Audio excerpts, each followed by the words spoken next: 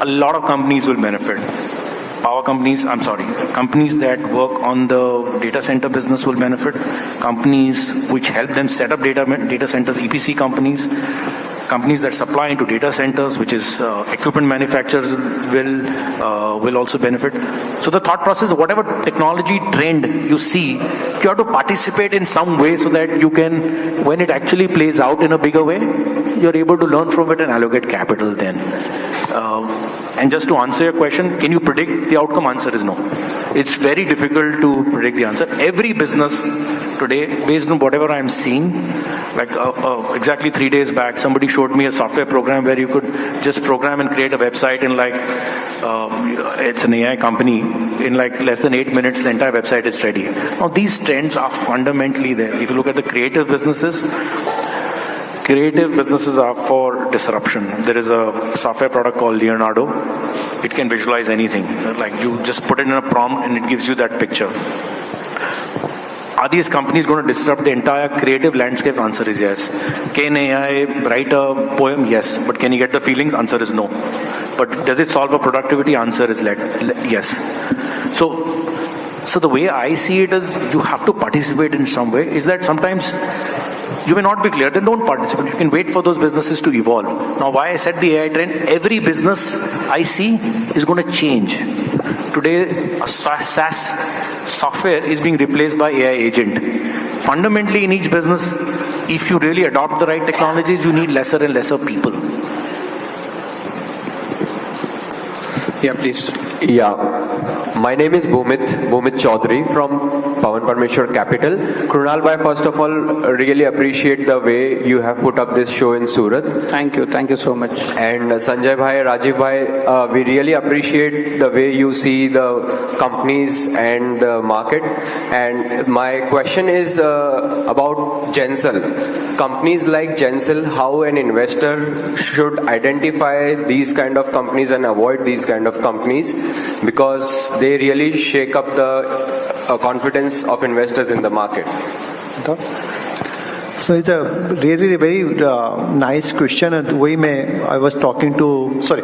One more thing. What regulators should do to handle these kind of cases or issues, fiascos? So that is what is our job now. Everybody sitting here, in the basic fundamental question is, where should we invest money? And it's very, very difficult to know that company like Gensol kind of companies are somewhere manipulating the books or any issue. So that is what you need, a good research, keep talking, what they're talking, what is happening, how the cash flow is using. So it's not something difficult to know. Like I tell you, I have hundreds of companies comes to us. Every day we meet hundreds of companies. It's not something we invest into every company. So unfortunately, many people sitting here doing a lot of leverage. Forget the Gensol kind of thing. How many people are leverage here? How many people are doing future and option? How many people are averaging the stock? I feel like one mistake I've already done it, and behind the same stock, I'm keep buying the same story. So as a company at our level, we always have some policy, boss. Let's do not leverage. Let's not play in future and option. And come to the Gensol kind of things. It's not something difficult. Will not come to know. The company which was nothing to a level, and the people are keep buying those stock. And you will surprise. Not a single known investors bought in that entire shareholding. So it's very, very easy to know that what companies are doing, especially into all these small company, SME segment. I'm not saying these companies are bad. The kind of valuation they are commanding, can you believe the companies have no cash flow for next 5 years? And they're trading at 5,000, 10,000, 20,000 crores market cap.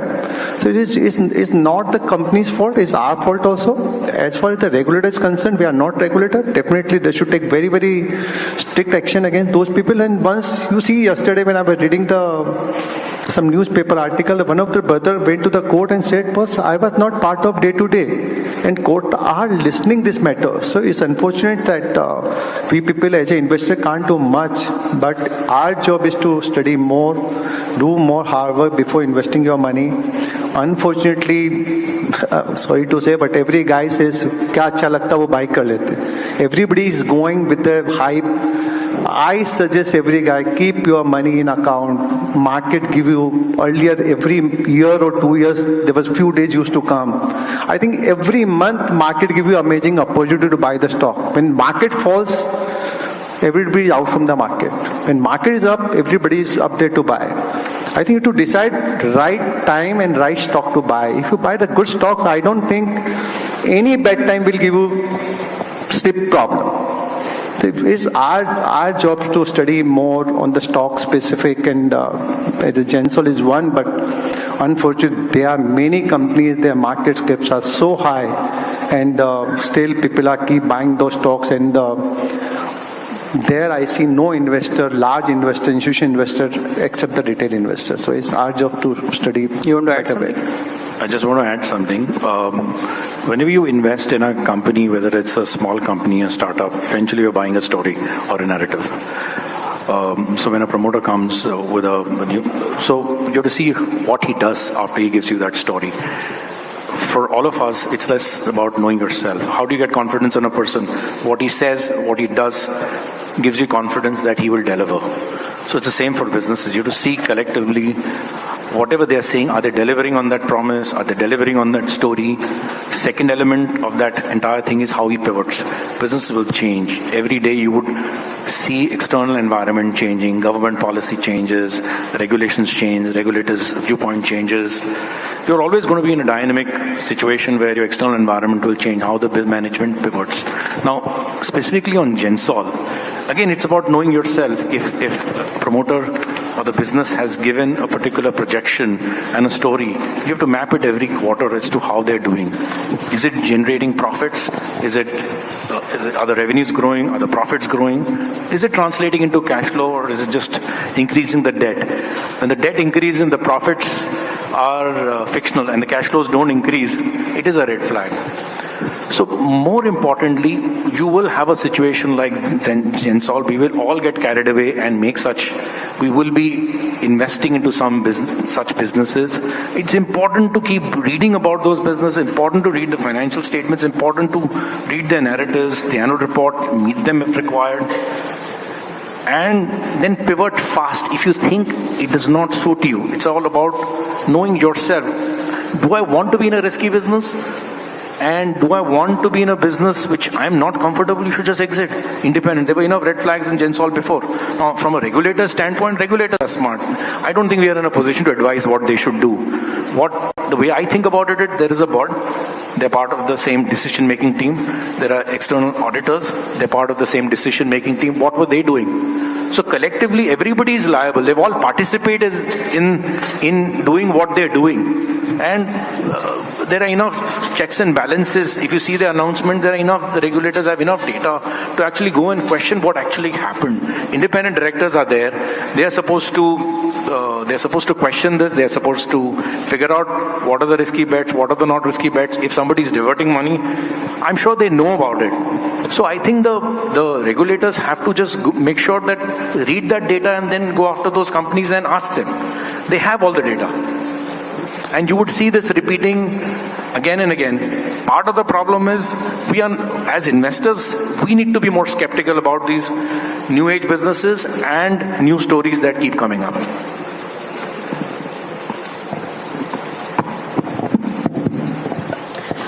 Good morning, sir. Good morning, all of you. I am Dr. Nidhi Desai as a Astro advisor. My question is that what kind of habits we can build as a strong investor, and specifically for the mindset, because the stock market is a roller coaster ride. Entry we have taken, but when we need to exit. So my question is that. It's a very, very difficult question to answer. Issue is that, first of all, you should know what you are buying and why you are buying. So there's the various objective of investing is to create a better wealth, right? So unfortunately, 80% of starting from my career, we started buying, the people used to come, okay, this looks good, I used to buy.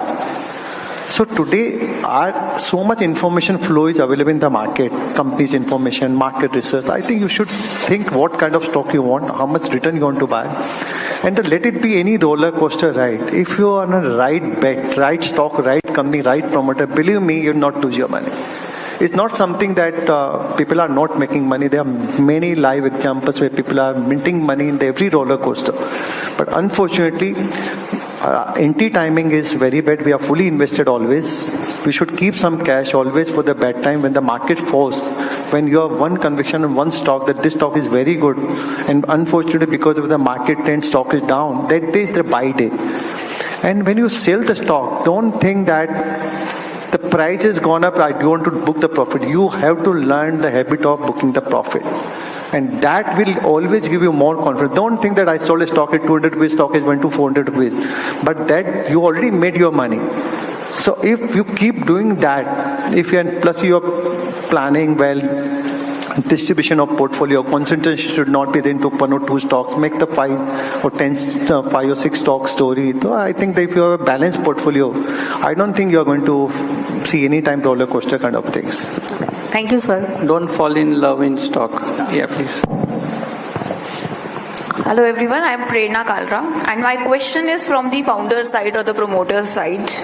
You said that dream team, good balance sheet and strong growth plan are few of the fundamentals that as promoters we should ensure that are there so that we can attract investors like you. But what could be one that blind spot which could still derail the company because of the dynamic environment that we have today, technology, every day it is changing, that we as promoters should worry about? So as far as what question, there are many things can go wrong. So always, whenever we invest into any company, last question we keep in our board or our research that what can go wrong. This is all internal gut feeling, what I'm talking like when I met you today just now. See, at the end of the day, we are trusting the promoter and your ability to grow the business, how much you can scale it. Is that always time tells us. But sometimes what you carry the story, problem can be many, like the policy decision, maybe your promoter problem, maybe cash flow funding. Let's say you're doing amazing business, you don't get money from debtors, your suppliers or your buyers. So the problem can come on the very different stage, but if you want a particular spot, I think that is very difficult to identify on a particular time when the company is too small. When the company is large, definitely you can understand where you're going to get stuck in life actually. Thank you. So again, it depends on the phase of the company. When the company is small, it's very important that they manage their cash in terms of you would have surprises. What is the best way to ensure that you're able to deal with uncertainty? Having safety of cash, having some cash too, or access to capital. Because for a young company, you always need capital to grow, to invest in your business as well as to invest in people. As you become very successful, I think very often I've seen that successful companies or successful entrepreneurs do get distracted. Maybe that success gets them a lot of new advisors. Maybe the success gets them to think beyond what they are capable of handling at that point in time. So you want to expand. You may want to do mergers. Some people like to take debt and do that. Invariably, some want to go abroad. Like the history of acquisitions abroad has not been very good because the risks and liabilities that come with overseas acquisitions is not fully understood. For example, Germany, it's very difficult to fire workers. Brazil, you can't shut businesses. So each country has very different sort of regulation when it comes to dealing with people and how you downsize. Now, having said that, again, a COVID type situation was a perfect storm where many companies actually went to zero revenues. How did you deal with it? People cut their costs ruthlessly and just conserved cash, because if you have cash, you live another day and fight back and build your business back. So it's important that once you see a storm approaching, you have to sort of pull back and just not go into it head on with all kinds of risks. So it's all about pivoting. Yeah, please. Good morning, everyone. This is Shobha Verma. Thank you, Akansha and Hitanshi, for inviting us. My question is to Mr. Rajiv Agarwal, that what specific mental models or frameworks Rakesh Jhunjhunwala did use to invest in a company when it is in a low phase? Why one should do that, and what one should check on that part? So let me repeat. So you're asking what made him invest in companies when they're going through a bad phase? Yeah. I think he had mastered the art of figuring out good companies going through a bad phase.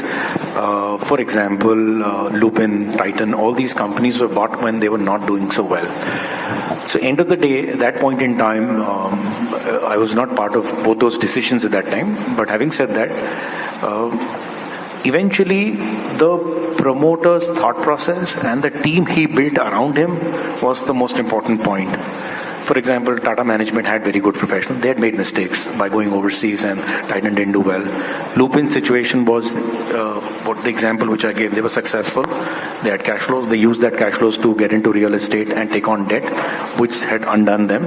And they were unwinding that.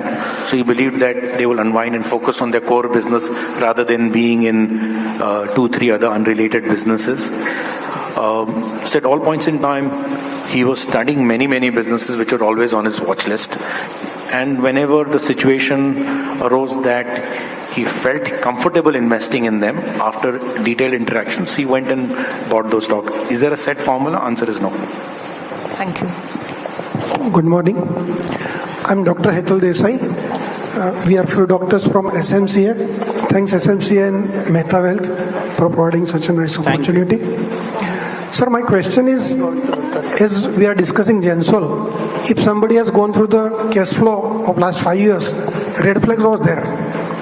But in a very small company in early stage, if we adhere very strictly to cash flow, we may miss some opportunities. How you balance this? So again, same thing is basically the allocation of capital. There are many small companies which become very big. So definitely you to allocate your capital such a way where you know that if things goes bad or companies are not doing good or the company is going to do well, at least your allocation of money is always there. So at the end of the day, there are very few bad examples. There are very few very good companies, small companies, or every company was small before becoming big. So definitely what, just like Rajiv says, the amazing, it's a must. Your driver should be top class. Let them be not a good business for 3 years. Your promoter is good.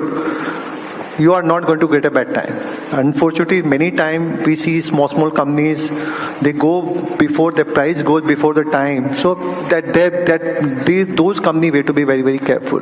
Otherwise, not something like what the business model of those companies, what kind of business they are into. That sometimes many companies take time to take off. So those kind of company, definitely your money should be 20-25% to those companies where you can take some risk. In the balance, 75% of your portfolio can mitigate the risk of putting to 25% of small companies. That's what is strategy we keep at our office also. Dhananjay Bhai and then Aditya. Hello, Kunal. Congratulations. Thank you, Mukesh Bhai, again for your presence. Hi, Kunal. Congratulations for giving us such a nice opportunity. Thank you. Hi, Sanjay, Rajiv. 2 questions. Can I ask 2 questions or only one? 2 is fine. I don't know if it is relevant or not, but given the current sensitive situation and a high probability of a war between India and Pakistan, what would be your best advice to investors? And how should the investor position themselves in the event of an extended war situation? Second question is regarding AI. The world, specifically USA and China, are having a major shift towards AI. US and Chinese startups are innovating at an incredible pace. What does India fit into this? And are there any Indian startups that have the potential to be a part of the AI revolution? Thank you. So I'll answer first, second Rajiv will reply. So as far as what you just said, so forget the India-Pakistan issue. Problem in the market, volatility can hit any time. So what is your strategy of investment is keep yourself debt free. If you are leveraged, then there is a problem. Every war gives you a lot of opportunity. You see the COVID, you see the US election, you see the artificial intelligence boom, or everything has come. But after that, what kind of money we made is unreal. So two things, like even today, let's think we run such a large balance sheet. Believe me, today you have zero debt in the balance sheet. Plus, we have an ability tomorrow, if something goes down, let this happen. The market falls, but it's not going for permanent. If you keep 20-25% cash always for this kind of scenario, the kind of return you are going to get into short time is very, very different. And these are the things which is you and me cannot predict. If these things comes, we should be prepared for that. So my simple answer is that if you are debt free, you are no leverage, your future position is nothing, and your stock is purely balanced, I don't think you should worry. There may be some downside in the bad time, but the time when time turns, the good stocks goes up very fast. The very simple thing what we follow at our office, in our investing at the family office, no leverage, no future, stay invested, keep some money. If the bad time comes, we'll utilize that money to buy best stocks. Not again the same story where I have a stock, the stock which fall for no reason, and that in good time then get good money. That's the strategy we follow. Brilliant answer, I think so. I would just add one point that since I'm assuming all of you are not professional investors, investing is part of your wealth which you are building. So whenever there is a crisis, war is an unknown. We don't know the timing, we don't know the length of this war. If it happens, we don't know how long this continues. But what Sanjay said, this volatility is likely to happen. No leverage, and if you're absolutely convinced, then you should have some cash. So if and when the market falls,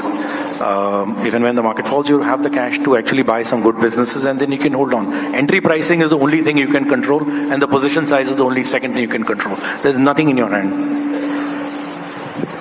So you cannot never time the market, but you can time your timings. Market कब ऊपर जाएगा, कब नीचे जाएगा, nobody can predict. Even you don't know. Even without war, market falls. So if the convincing stock you hold and you have a cash balance, believe me, you have a super time. Nobody can claim that we lost money in the market. On artificial intelligence, I'll give you an anecdotal evidence. We have very world-beating companies in the IT industry. If you see they're all sitting on a lot of cash. If you see how they have invested, I don't think they've invested in any of these innovative ventures. One particular CEO in one particular company did invest in OpenAI. He lost his job. He was fired by the group of promoters and investors. So that just speaks. I'm assuming all those promoters who built that company are wise, and they fired the CEO invested in OpenAI. Because even they could not visualize how OpenAI would play out. Having said that, if you look at a pattern across most Indian companies, India has one of the highest ROEs. Also, I'm talking about the companies with peer groups as compared to other geographies. Traditionally, if you look at many companies, a lot of the promoters have come up from scratch. Some have trading backgrounds, some have technology, or they're technocrats. They built and struggled to build these companies. As a pattern, you've not seen companies investing in innovation. Now, it's difficult for me to preach and say no, why they're not. So as a result of which, you have an ecosystem which are still many innovative ventures are capital starved. You need people like Sanjay who can actually bet on those businesses. Having said that, there are a lot of companies in the AI space.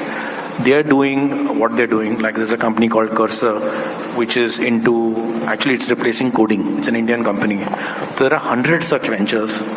It's just that all of us may not have access to it. We may not know the direction of those companies. They may not make profit for very long periods of time. So it's very difficult to go and allocate money to those companies. Having said that, there could be professional managers, funds through which you could participate in those businesses, because I'm assuming they are better at filtering these companies. They have a governance mechanism to monitor these companies. As an individual investor, it becomes tough to monitor these investments. So you want to say that you should allocate your money through the professional route of investments? Because they've built skills. They need to partner with people like yourselves who in turn can help them find the right funds. तो आपने हमारे लिए कुछ अच्छा message दे दिया कि they should participate through Mehta Wealth for investments actually. Thank you. Aditya ji, you had question?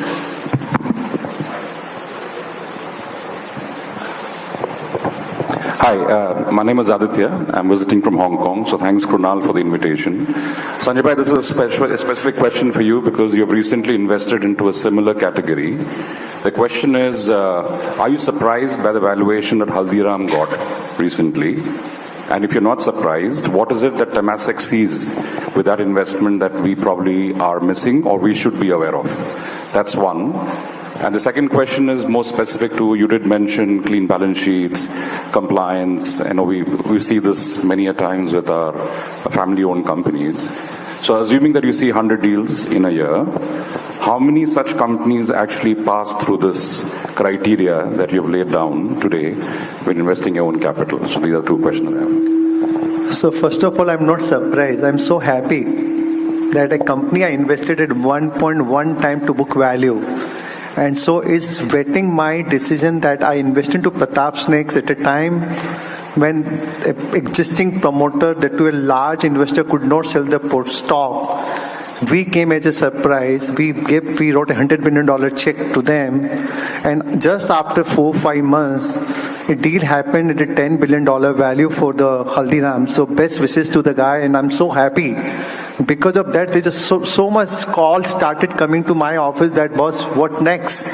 Any plan you want to get exit? We want to. So always, this is what is the game plan at my place. You have to be always a contrarian bat, that when somebody is not looking, an amazing business, super setup, cash flow, EBITDA positive, best management in the company, still you are not getting value. 2.5 million retailer to make this company plus distribution, it take years to create, and money for 10 years, and I able to acquire this company with a zero compliance problem, zero debt problem, cash in the balance sheet, top team is running this business. So always these kinds of bets give you the extraordinary money. As for the people who invested money, they are very, very mindful people. They are very large people. They have a deep pocket. And Haldiram is an amazing brand. So I don't think that $10 billion for Haldiram is such a large value. There are small companies which are not making money. They have a 10,000, 20,000 crores market cap. So I think I'm so happy that an Indian grown brand, which is not a local, is a global brand. Here to US, go to any part of the world, you see Haldiram. So I'm so proud that an Indian company got such an amazing value. For me, at a Pratap, I think it's ice on cake. It's a compliment for me that it make our decision so compelling for us that what decision I've taken to buy this company was perfectly right. We have 1/6 of the value what the Haldiram got it. Still, the long way to go. And after this deal, I think we are getting calls from across the world. So sorry for the interruption, but we would like to acknowledge the presence of Shri C.R. Patil Sahib. So please come on the stage. Please give a huge round of applause for the Union Minister of Jal Shakti, Shri C.R. Patil Sahib. Thank you, Sanjay Bhai. Thank you, Rajiv Bhai. Patil Sahib, welcome. Thank you so much for that. तुम्हारी जगह ले लीजिए please No. साहब आपका time हमें नहीं लइए please हाँ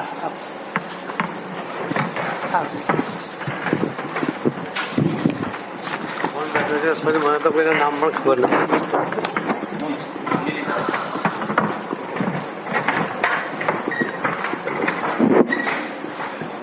નમસ્કાર મિત્રો,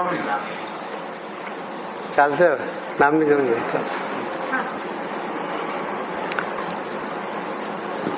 અચાનક આપની વચ્ચે આવી ગયો છું એટલે તમારો કાર્યક્રમ થોડો ડિસ્ટર્બ થયો છે, એના માટે આપની માફી પણ માંગુ છું. એક ઇન્વેસ્ટર સમિટ આવા કાર્યક્રમમાં આમ તો રાજકીય રીતે સક્રિય એવા અમારા જેવા કાર્યકર્તાઓનું આમાં કામ નહીં, અને જે બધા અહીંયા દેખાય છે એમના ચહેરા જોતા લાગે છે કે આ તો બધા માર્કેટના એક્સપર્ટ લોકો છે, એટલે એમને કોઈ સલાહ આપે અને એના આધારે કોઈ ઇન્વેસ્ટ કરે એ પ્રકારના અહીંયા કોઈ દેખાતા નથી. મારે તો આપણે એટલું જ કહેવું છે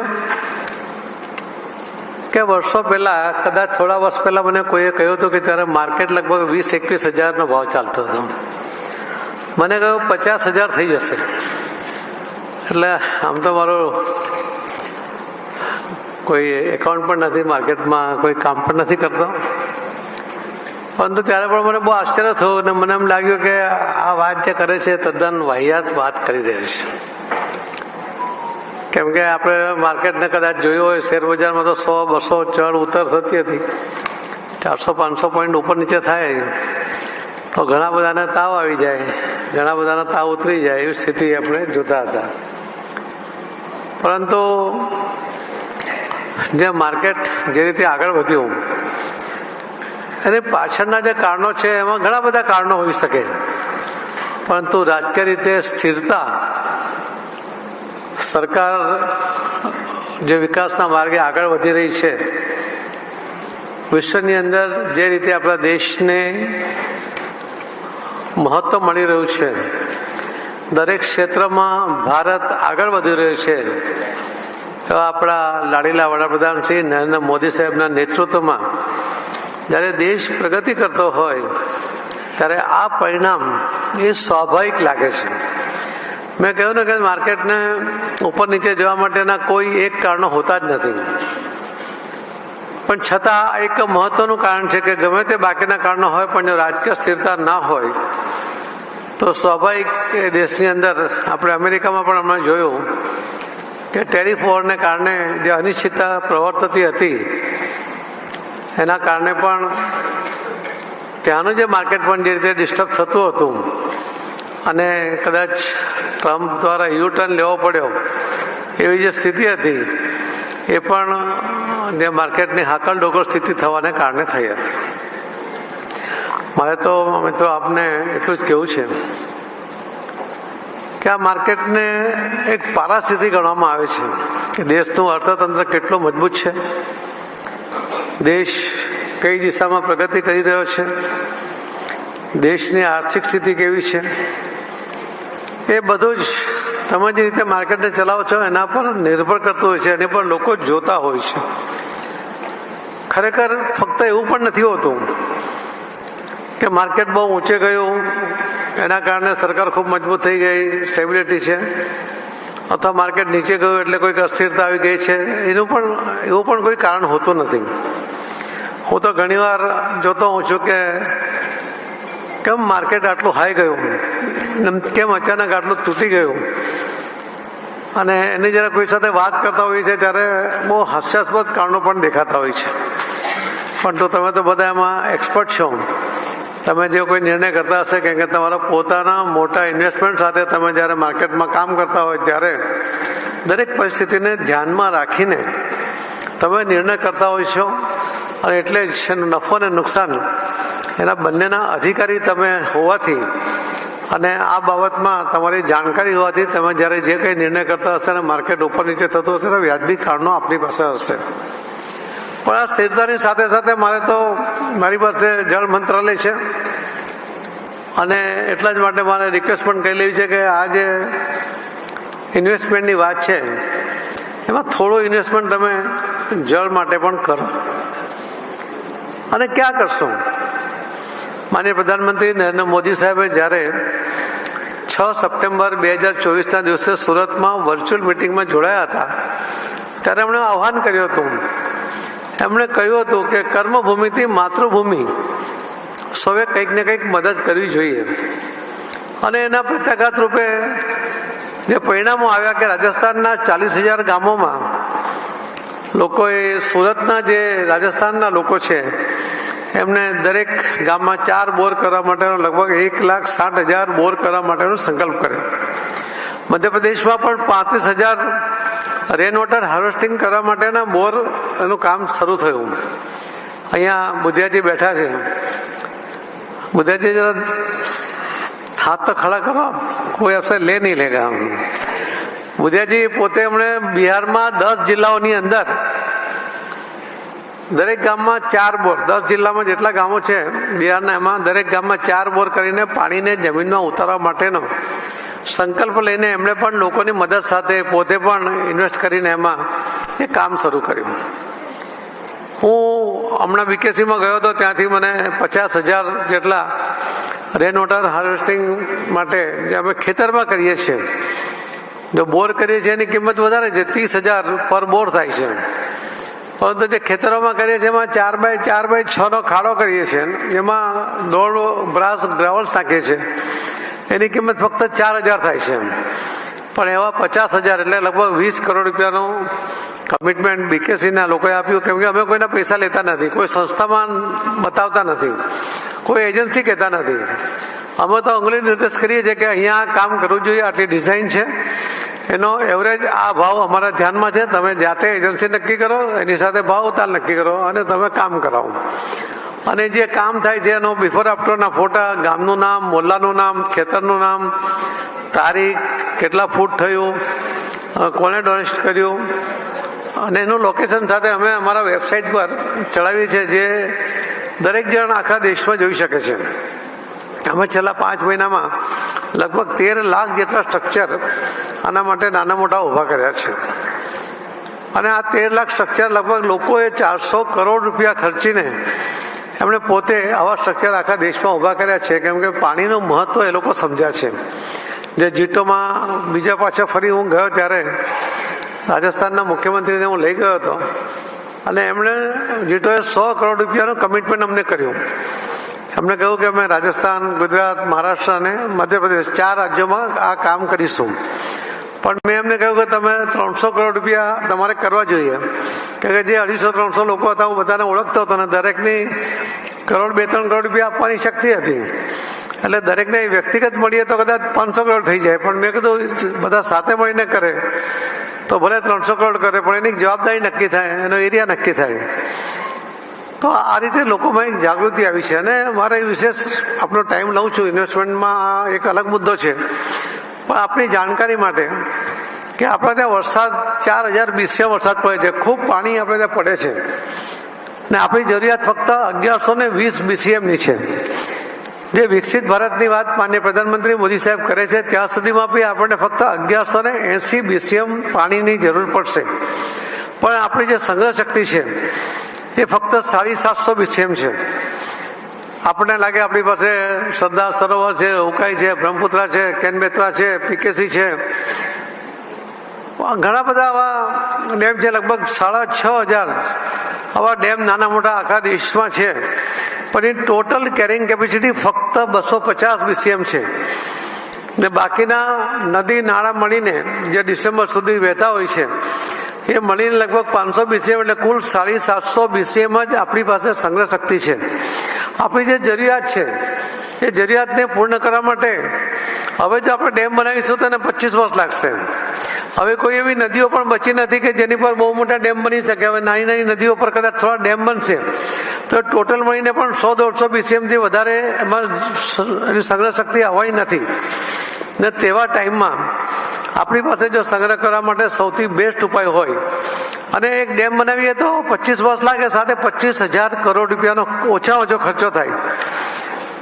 લોકોની જમીનો જાય, ખેડૂતો નારાજ થાય, ગામ શિફ્ટ કરવા પડે, એના કારણે નારાજી થાય, પર્યાવરણવાદીઓ આવીને એ આપણને કામ અટકાવે, એના કારણે પણ લેટ થાય.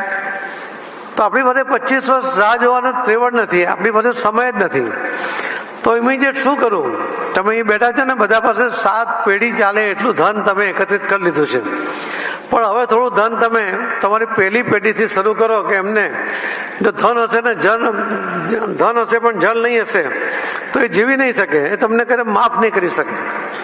આપણે ચાઇના અને US બંને મળીને જેટલું પાણી જમીનમાંથી ઉલેચે છે એના કરતાં પણ વધારે પાણી આપણે દર વર્ષે જમીનમાંથી કાઢીને વાપરીએ છીએ, પણ ડિપોઝિટ આપણે કંઈ કરતા નથી. અને એટલા જ માટે ગામનું પાણી ગામમાં, સીમનું પાણી સીમમાં, એ જે સંકલ્પ મોદી સાહેબે બધાને આપ્યો છે અને એના આધારે જો આપણે એમાં પ્રયત્ન કરીએ. મારે આપણે સૌને વિનંતી છે કે આપણા બંગલામાં, આપણી ઓફિસમાં, આપણી ફેક્ટરીમાં, આપણા ગામમાં, આપણું મૂળ ગામ હોય ત્યાં, જ્યાં આપણે યોગ્ય લાગે ત્યાં આવા રેન વોટર હાર્વેસ્ટિંગના સ્ટ્રક્ચર માટે કંઈક ને કંઈક તમે કામ કરો. સૌ સાથે મળીને કરીશું તો ખૂબ મોટું કામ એ થઈ શકશે. અને જળ સંચય એ અત્યંત મહત્વનું છે. જન્મથી મૃત્યુ સુધી પાણીની જરૂર પડતી હોય છે. આપણે ખેતરમાં લગભગ 83% પાણી એગ્રીકલ્ચરમાં વપરાય છે, 14% પાણી કોમ્યુનિટીમાં વપરાય છે, ફક્ત 2.5% પાણી ઇન્ડસ્ટ્રીમાં વપરાય છે. મેં તેને કમ્પેર કરાવ્યું છે કે 83% પાણી લીધા પછી તમે જીડીપીમાં એનું યોગદાન કેટલું એગ્રીકલ્ચરનું, એને સબસિડી કેટલી મળે છે, કેટલા લોકોને રોજગારી આપે છે, રોજગારીમાં કુલ મળીને કેટલો પગાર આપે છે. ત્યારે ઇન્ડસ્ટ્રી ફક્ત 2.5% પાણી વાપર્યા પછી એ કેટલા લોકોને રોજગારી આપે છે, એનો પગારનો કુલ મળીને એમાઉન્ટ કેટલો મોટો થાય છે. ત્યારે દલીલ આવે છે કે ઇન્ડસ્ટ્રી તો પોલ્યુશન કરે છે, ચોક્કસ કરે છે, પરંતુ એગ્રીકલ્ચર પોલ્યુશન નથી કરતું એવું માનતા નહીં. કેમ કે ખેતરમાંથી વહી જતું પાણી, જેમાં યુરિયા, ફોસ્ફેટ કે બીજા બધા જે ખાતરો વાપરેલા હોય છે, એ ખેતરમાંથી વહીને પાણી જે જાય છે એ સીધું ખાડામાં, નાળામાં, નદીમાં થઈને દરિયામાં જાય છે. પણ નદીમાં આપણે જ્યારે એને પ્રોસેસ કરીને એને ટ્રીટ કરીને પાણી પીએ છીએ ત્યારે એમાંના ઘણા બધા તત્વો જે ડિઝોલ્વ નથી થતા, એ આપણા માનવ શરીર માટે ખૂબ હાનિકારક છે. એવા તત્વો જતા હોય છે અને એટલા જ માટે ખેતરનું પાણી ખેતરમાં જ ઉતરી જાય અને ગામની જરૂરિયાત છે ગામનું પાણી ગામમાં જ ઉતારીએ તો આપણને બધા જ નેચરલ જે કંઈ એની અંદર તત્વો છે બધા જ સુરક્ષિત રીતે એ આપણને મળે. એનાથી પાણીની ક્વોલિટી પણ સુધરે, એની સાથે સાથે એના જળનું સ્તર એ પણ ઊંચું આવે અને એના માટે આપણા બધાનું કોઈ યોગદાન હોય એવું કરવું જોઈએ. મોદી સાહેબ જે કહેતા આવે છે ને કે એક ડગલું જ્યારે એક વ્યક્તિ ચાલશે તો આ દેશ 140 કરોડ ડગલા આગળ ચાલશે. અને મોદી સાહેબ એવું પણ કહે છે કે જે એક વ્યક્તિ આખા દિવસમાં 1 ગ્લાસ પાણી ફેંકી દે થોડું થોડું કરીને બોટલમાંથી, ગ્લાસમાંથી, તો 140 કરોડ ગ્લાસ પાણી તમે રોજનું બરબાદ કરશો. ને એટલા માટે પાણીનો વપરાશ ખૂબ કાળજીપૂર્વક કરવો જોઈએ. નહીં તો સ્થિતિ એવી હશે કે તમે નદી ને નાળામાં પૂર જોયા હશે, એ પૂરના પાણી જોયા હશે. આજે આપણે બોટલમાં પાણી જોઈએ છીએ અને કાલે તમારે ત્યાં કોઈ મહેમાન આવશે ત્યારે તમે કેપ્સ્યુલ આપશો કે લો પાણી નથી, આ કેપ્સ્યુલ લઈ લો. તો આપણે પૂરથી કેપ્સ્યુલ સુધી જવાની જરૂર ના પડે એના માટે હમણાંથી જ પોતે તૈયારી કરીએ, એમાં આપણું યોગદાન આપીએ, એમાં પણ આપણું ઇન્વેસ્ટ કરીએ. જેમ શેરબજારનો ઇન્વેસ્ટમેન્ટ તમને પૈસાની કમાણી કરી આપે છે, તો આ પાણીમાં ઇન્વેસ્ટમેન્ટ એ તમારી આવનારી પેઢી માટે એક સુરક્ષિતતા આપે છે અને એક સારું જીવન આપે છે. તો એના માટે મારી આજે ખાસ વિનંતી હતી. મેં તો કહ્યું હતું કે ભાઈ આ ઇન્વેસ્ટર્સ સમિટમાં હું શું આવીને કરીશ, પણ ત્યારે મને કહ્યું હતું કે આ વિષય તમે લઈને ચોક્કસ આવો તો હું આપની સામે વચ્ચે આવીને તમારો સમય મેં લીધો છે. પણ મારી અપેક્ષા છે કે તમે પોતપોતાના ઘરે, ફેક્ટરી, ઓફિસ અને તમારા ગામમાં કંઈક ને કંઈક યોગદાન કરીને તમે કરજો. તમને કોઈ ડિઝાઇનની જરૂર તમે આપીશું, પણ આમાં તમારી મદદ મળી રહે એવી મારી આપ સૌને વિનંતી છે. ફરીથી આપ સૌને આ માર્કેટની અંદર જે કંઈ ઇન્વેસ્ટ કરો તેમાં ખૂબ સારું વળતર તમને મળે. તમારી સદ્ધરતા એ દેશની સદ્ધરતા છે અને એટલા માટે તમે સદ્ધર થાવ એવી તમને શુભેચ્છા પણ પાઠવું છું. આપ સૌનો ખૂબ ખૂબ ધન્યવાદ. જય જય ગરી ગુજરાત, ભારત માતા કી જય.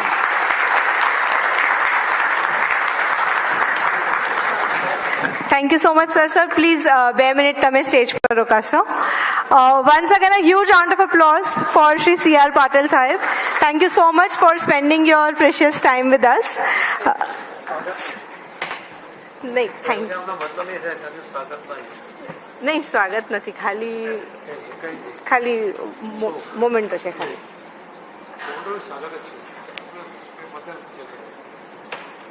ખાલી બુકે તો I would like to request Srimati Sangeeta Ben Patil to please come forward. Shri Paresh Bhai Patel, Shri Rajan Bhai Desai, Rajan Bhai Patel, Shri Kishore Bhai Bindal. We'll just have one picture. Lalji Bhai Patel, Sanwarji Budhia, Sanjay Bhai Surana. સો સાહેબે એવું નિર્ણય કર્યું છે કે કોઈ bouquet અને મોમેન્ટોથી એમનું સ્વાગત નહીં થાય જ્યાં સુધી પહલગામનો બદલો ના લેવાય. એટલે ખાલી આપણે ગ્રુપ ફોટો માટે અહીંયા ઊભા થયા છે. શ્રી ગિરીશભાઈ લુથરા, અશોકભાઈ મહેતા, પ્લીઝ આપણે એક ગ્રુપ ફોટો માટે please come forward. Lalitbhai Adani, Jeevan sir please come forward. Jeevanbhai Mehta. Kinjal. Yes, Kinjal ji and Jolly Ben, please come forward. Sir, my father.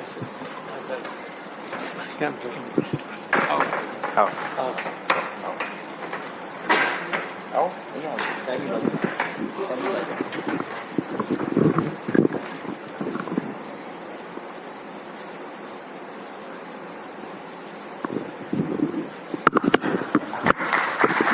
અહીંયા સંજયભાઈ ડાંગીજી બેસેલા છે. એમને આપનો હમણાં 3 દિવસ પહેલા પહલગામનો એક વિડીયો સાંભળ્યો હતો.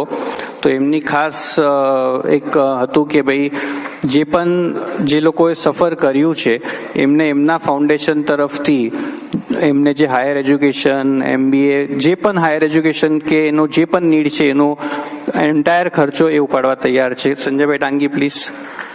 બહુ મોટા સાહેબ ઇન્વેસ્ટર છે, લગભગ 25,000 કરોડનો એમનો પોતાનો પોર્ટફોલિયો છે અને ખાસ આપને મળીને એના માટે એકવાર આગળ કરીશું. પાણી માટે સાહેબ શું કરશો એ પણ તમે કહી દો. बॉम्बे में भी था, आप एक वीडियो था जहाँ आप गुजरात में गए थे, वो लेडी वॉज वरीड कि आपको डॉक्टर करवाना है उसकी डॉटर को. उसके लिए तो मैं बताता हूँ आपको, तो उसका जोर भी करना होगा और पानी के लिए भी कुछ करो. सर भीलवाड़ा डिस्ट्रिक्ट आप जो भी आदेश करेंगे सर पक्का वीडियो. બોલો, મને આવવાનો ફાયદો થયો. આમ તો મારો ભિક્ષમ દેહ જેવું છે, જેટલું પાણી માટે મળે એટલું માંગી લેવું. એમણે સુરતમાં જે પહેલગામમાં જેમણે એમના સ્વજન ગુમાવ્યા છે, એમને ફેમિલી માટે ઉચ્ચ શિક્ષણ સુધી તમામ ખર્ચની જવાબદારી એમણે ઉપાડી છે. હું એમના ફેમિલી સુધી આ વાત જરૂર પહોંચાડીશ. એમણે સાથે સાથે ભીલવાડા રાજસ્થાનના છે, જે મોદી સાહેબનો આહવાન હતું કે કર્મભૂમિથી માતૃભૂમિ, તો ભીલવાડા જિલ્લાના બધા ગામોમાં આ રેનવોટર હાર્વેસ્ટિંગ અને સ્ટ્રક્ચર બનાવવા માટે એ જવાબદારી એમણે ઉપાડવા માટે કહ્યું છે. તો એના માટે એકવાર તાળીઓ થઈ જાય. એક બીજો મારી સાથે એક અશોકભાઈ મહેતા છે.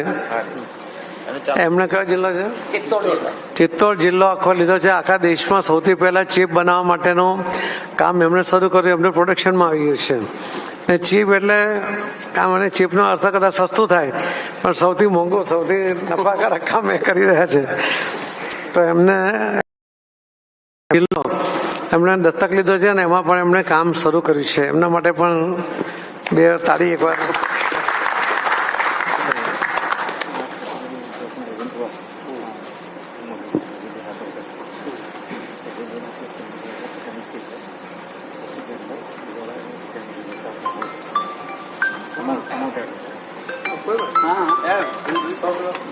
મેં કહ્યું ને, જીટોમાં મને 100 કરોડ રૂપિયાનું કમિટમેન્ટ મુંબઈમાં આપ્યું હતું પૃથ્વીરાજભાઈ કોઠારીને. એમણે એમાં સાથે એમનો પણ ડાંગીજીનો પણ જોડાયો છે, સંજયભાઈ એમનો પણ જોડાઈ જશે. પણ અમે તો 300 સુધી એમને લઈ જવાના છે, એટલે ત્યાં સુધી ખૂબ ખૂબ ધન્યવાદ. હા, કયા પંકજભાઈ? પંકજભાઈ કર્ણાવત ક્યાં છે ભાઈ? પંકજ કર્ણાવતનો એટલા માટે આભાર માનો છે કે એમણે જીટોની પહેલી મિટિંગ બધા જ 25 આગેવાનોને એમણે ચાર્ટર્ડ ફ્લાઇટથી સુરત બોલાવ્યા, એમના બંગલામાં મિટિંગ રાખી અને પછી મુંબઈમાં રાજસ્થાનના મુખ્યમંત્રી સાથે ત્યાં મિટિંગ કરાવીને એમાં અમને આવું એક કમિટમેન્ટ પાણી માટે મળ્યું છે. એટલે પંકજભાઈનો પણ ખૂબ ખૂબ ધન્યવાદ. સાહેબ, તમે જ બધું ઇન્વેસ્ટમેન્ટ લઈ જાઓ છો, અમારા માટે કંઈ બાકી જ નથી રાખ્યું. તો હવે પાણી હશે તો તમારું માર્કેટ ચાલશે, પાણી વગર નહીં ચાલે. પાણી બનવાનું નથી, પાણી ઇન્ડસ્ટ્રીમાં બનવાનું નથી, પાણી નેચરલ જે આવશે એને જ બચાવવું પડશે.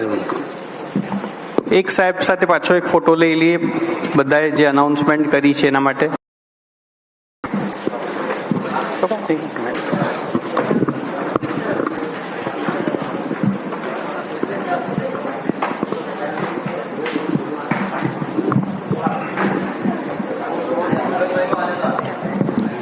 મનીષભાઈ એડવોકેટ પ્લીઝ આવશો.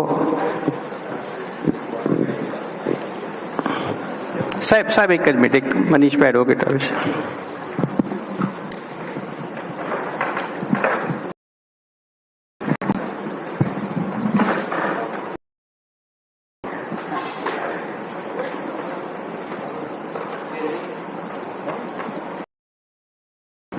Thank you, Patil Sahib, so much for your valuable time. Please.